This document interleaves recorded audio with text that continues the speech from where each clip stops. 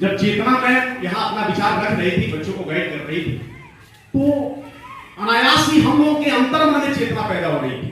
जब आसपास जगमगाहट होती है, जब आसपास जगमगाहट होती है, तो उस जगमगाहट से उसके लोग जहां तक जाते हैं, वहां तक लोगों के अंतर्मन में एक ज्योति जागृत हो जाती है, एक जगमगाहट पैदा हो जाती है। वो जगमगाहट होती है खुशियों की, वो जगमगाहट होती है उम्मीदों की, वो जगमगाहट होती है आशाओं की।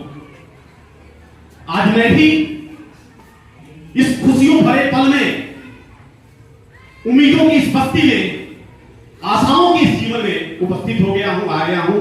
मैं बहुत बहुत धन्यवाद देता हूं आलोक सर को कि मुझे इस स्वर्णिम पल का हिस्सा बनाने के लिए आपने मुझे आमंत्रित किया।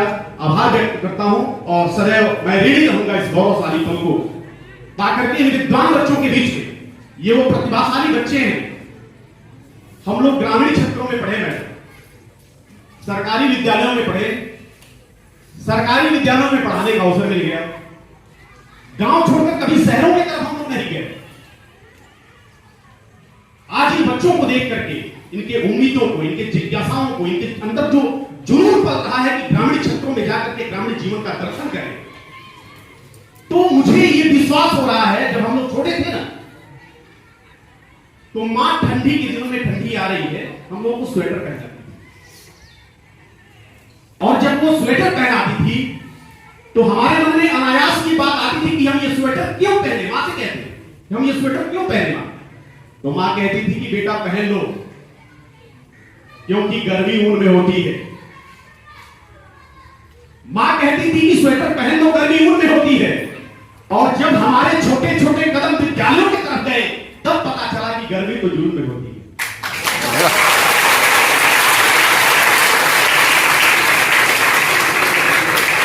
जब हमारे उन्हें कदम विद्यालयों की तरफ चले, तब पता चला कि गर्मी जून में होती है। और विद्यालय से जब बच्चों से झगड़ा करके घर वापस आते, तो बाबूजी पीठ थपथपा के कहते थे कि घबराओ नहीं, गर्मी इंसान के खून में होती है।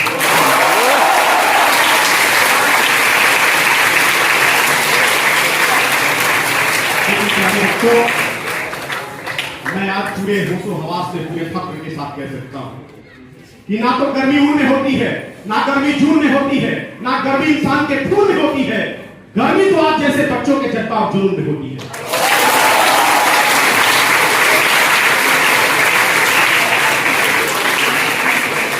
इसलिए मंजिल से आगे बढ़कर मंजिल तलाश कर, मंजिल से आगे बढ़कर मंजिल तलाश कर, मिल जाए अगर दरिया तो समंदर तलाश कर। हर शीशा टूट जाता है पत्थर की चोट से, अरे पत्थर ही टूट जाए वो शीशा तलाश कर।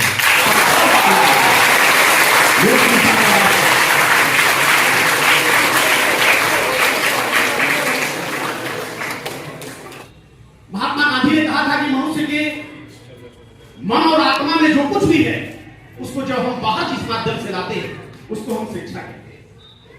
अमर्त्य सेन को जब नोबेल पुरस्कार प्राप्त मिला, जब वो पहली बार हिंदुस्तान की सरजमी पर आए, तो उन्होंने कहा पूरे देश को,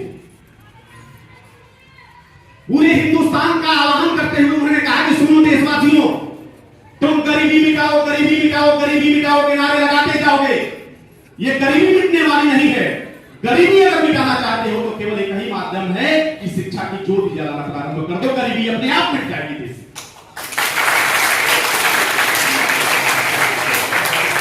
नायक करके जब भारत में आया, पूर्व से पश्चिम तक, उत्तर से दक्षिण तक घुमा, पूरे देश का अध्ययन करने के पश्चात उसके मन में बात आई कि ये देश पिछड़ा क्यों है, इस पर अंग्रेजी हुकूमत अधिकार क्यों किए हुए। उसने कहा कि इस देश में किसी क्षमता की, किसी ताकत की, आत्मबल की कमी नहीं है, उसे जिंदा करने की जरूरत है। यहां जगाने वाला कोई, यहां जो अंधविश्वास है, जो असंतोष है, जो अनाचार व्यभिचार है, उसका केवल एकमात्र कारण है, उसका नाम है अशिक्षा। जिस दिन भारतीय शिक्षित होना प्रारंभ कर देंगे, उस दिन विदेशियों को यहां से भागना पड़ेगा। ये लाल घर चलेगा। आज हमारा देश शिक्षित हो रहा है। आज हमारी बेटियां महिला सशक्तिकरण की बात कर रही थी। आज हमारे देश की बेटियां घरों में बेलन चलाने से लेकर बॉर्डर पर AK-47 चला रही हैं। आज हमारे देश की बेटियां हवाई जहाज चला रही हैं। आज हमारे देश की बेटियां गांव के छोटे छोटे ग्राउंड में खेलते हुए बड़े बड़े अंतरराष्ट्रीय स्तर पर जाकर के गोल्ड मेडल ला रही हैं। तो आज हमारा देश बदल रहा है। और केवल इसलिए आया हूं आलोक सर, हम लोग स्कूल में पढ़ते थे तो गुरुजी एक कहानी कहते थे। वो कहते थे कि एक जगह आग लगी हुई थी, सभी लोग आग में पानी डाल रहे थे, आग बुझाने का प्रयत्न कर रहे थे। तब तक लोगों ने देखा कि आसमान से पक्षियां दो आकर के अपने चोंच में किसी तालाब से पानी भरती और लेकर के आती और ऊपर से उस आग में गिराती। लोगों ने आश्चर्य से पूछा कि ये तुम लोग क्या कर रहे हो? उन पक्षियों ने कहा कि हम लोग आग बुझा रहे हैं। लोगों ने कहा कि क्या तुम्हारे इस छोटे से प्रयत्न से इतना भटकता हुआ आग बुझ जाएगा? उन पक्षियों ने कहा कि मुझे नहीं पता कि मेरे इस प्रयत्न से आग बुझेगा कि नहीं बुझेगा, लेकिन जब आज का इतिहास लिखा जाएगा तो मेरा नाम आग लगाने वालों में नहीं लिखा जाएगा, आग बुझाने वालों में लिखा जाएगा। इसलिए मैं भी ये प्रयत्न इसीलिए किया। गांव से बड़ी ज्ञान मिलता है। आप शहर में बड़े मोटे मोटे किताब जरूर पढ़ लेंगे, आप IAS PCS कलेक्टर जरूर बन जाएंगे, आप डॉक्टर इंजीनियर जरूर बन जाएंगे, लेकिन गांव की जो मोहब्बत है, गांव का जो अपनापन है, गांव का जो जीने का सलीका है, वो आपको गांव में जाकर ही सीखना पड़ेगा। और ये सीखना भी चाहिए, जरूरी भी है। हमारे आत्मदीप्ति के लिए, हमारे आत्मविश्वास के लिए, हमारे नॉलेज की बढ़ोतरी के लिए जरूरी है कि हम उन पहलुओं को भी देखें जो हमसे, जिनसे हम वंचित हैं, जिनसे हम अलग हैं, जिनसे हम दूर हैं। उनके करीब जाकर जाने कि गांव में लोगों का स्तर क्या है। गांव में लोग, ये जुनून, ये क्रांति कहीं न कहीं देश में आई है। और मुझे खुशी है कि चेतना मैडम के नेतृत्व में TPS पटना के बच्चे आज हमारे सामने, ज्ञान कहीं से नहीं मिल सकता, इस पर विश्वास कीजिए। बहुत सारे इतिहास में ऐसे उदाहरण हैं। भगवान बुद्ध जब चले ज्ञान की प्राप्ति के लिए, ज्ञान नहीं मिला, हतोत्साहित हो गए, लगता है कि ये प्राण निकल जाएंगे, भगवान से भेंट नहीं होगा, वापस लौटने लगे। वापस लौटते समय थक हार गए थे, एक तालाब के किनारे रुके और सोचा उन्होंने कि थोड़ा सा पानी पी लेता हूं, थोड़ा विश्राम कर लेता हूं, तब अपने गंतव्य को चलूं। फिर उन्होंने एक करामात देखा। एक छोटी सी गिलहरी बड़े से तालाब में अपने शरीर को भिगो रही थी और बाहर आकर धूप में सुखा रही थी। भगवान बुद्ध को बड़ा आश्चर्य हुआ कि ये कर क्या रही है। उन्होंने उस गिलहरी से पूछा कि तुम क्या कर रही हो? उस गिलहरी ने कहा कि प्रभु, मैं इस तालाब को सुखा रही हूं। भगवान बुद्ध ने फिर वही प्रश्न किया कि क्या तुमको लगता है कि इतना छोटा शरीर बार बार शरीर को पानी में भिगोने से, धूप में सुखाने से ये तालाब सूख जाएगा? उस गिलहरी ने कहा कि मुझे नहीं पता है कि ये तालाब सूखेगा कि नहीं सूखेगा, लेकिन मैंने संकल्प लिया है तो इसको जब तक शरीर में प्राण है मैं प्रयत्न करते रहूंगी।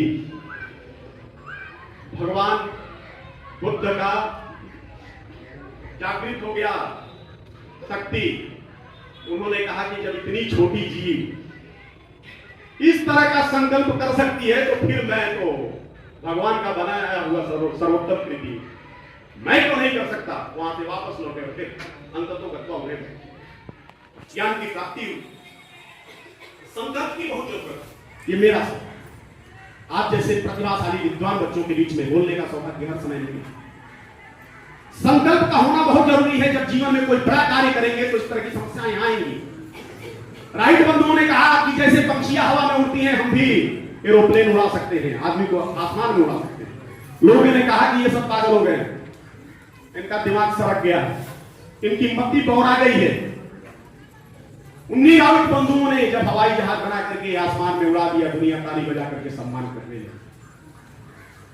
रॉबर्ट फुल्टन जब स्टीम बोट का निर्माण किया और तालाब के किनारे ले आकर पानी में जब चलाया तो शक्ति मिजाज के लोग कहने लगे कि ये पगला गया है, ये स्टीम बोट कभी चलेगी।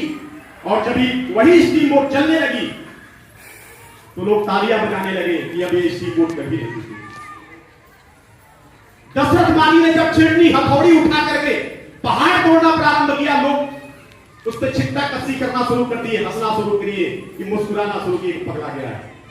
ये छिन्नी हथौड़ी से इतना बड़ा पहाड़ तोड़ेगा। और उसी दशरथ माही ने अपने संकल्प शक्ति के दम पर पहाड़ को तोड़ करके रास्ता बना दिया, तब उन्हें माउंटेन मैन के नाम से जाना जाने लगा। ये है हमारे संकल्प शक्ति की ताकत। तो सच ये है कि जो संकल्पित नहीं होते वो कभी बंधित नहीं होते, जो संकल्पित नहीं होते वो कभी बंधित नहीं होते, और जिन्हें घायल न किया हो कांटों ने वो कभी सुगंधित नहीं होते। जिन्हें घायल न किया हो वो कभी सुगंधित नहीं होते। मैं ज्यादा कुछ न कहते हैं, आप सभी को बहुत बहुत धन्यवाद।